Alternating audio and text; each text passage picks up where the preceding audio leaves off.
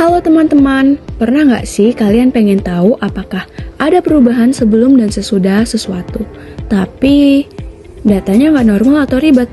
Nah, di sini kita bakal bahas solusi simpel tapi powerful. Kita bakal bahas uji tanda.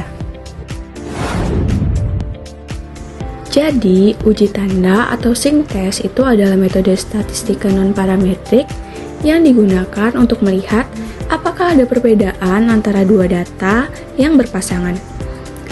Contohnya, nilai sebelum belajar versus sesudah belajar.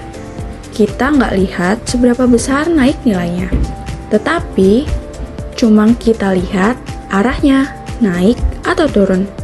Makanya disebut uji tanda, karena kita cuma pakai tanda plus atau minus. Kenapa sih pakai uji tanda? Karena nggak semua data itu rapih alias berdistribusi normal.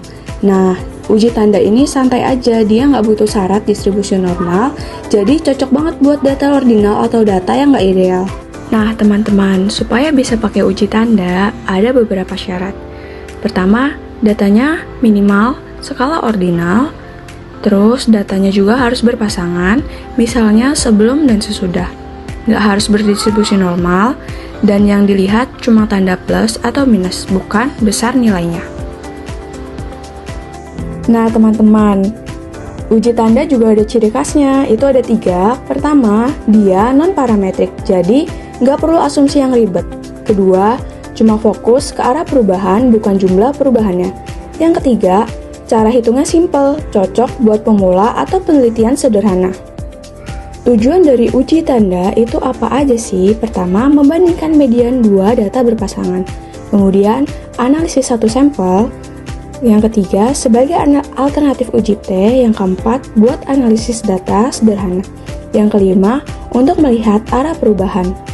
Jadi, dia tuh kayak detektor perubahan, tapi versi minimalisnya.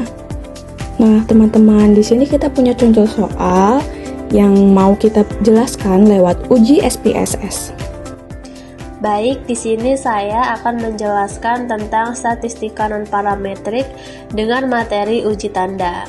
Berikut adalah contoh soal dari uji tanda, yaitu nilai preferensi konsumen terhadap 2 merek sabun mandi, Lux dan Gift, dengan taraf nyata 1%.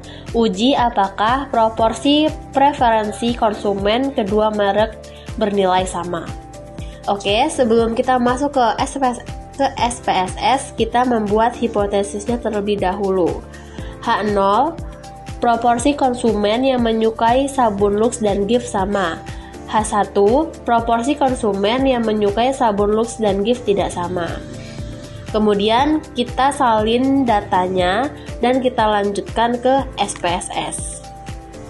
Oke, setelah datanya kita salin, kita masukkan ke SPSS.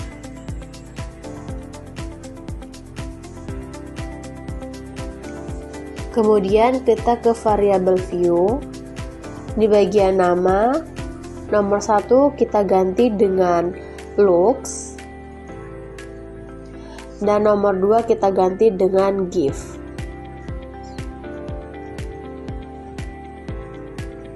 Kemudian kita ke bagian measure, kita ganti dengan ordinal. Lalu kita kembali ke data view. Kita buka menu analyze. Kita pilih non-parametric text dan legalisi dialogs. Kemudian kita ke to reject samples.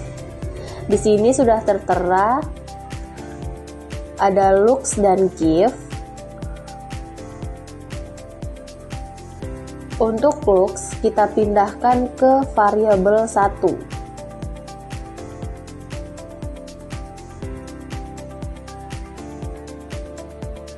Dan untuk Gift kita pindahkan ke variabel 2.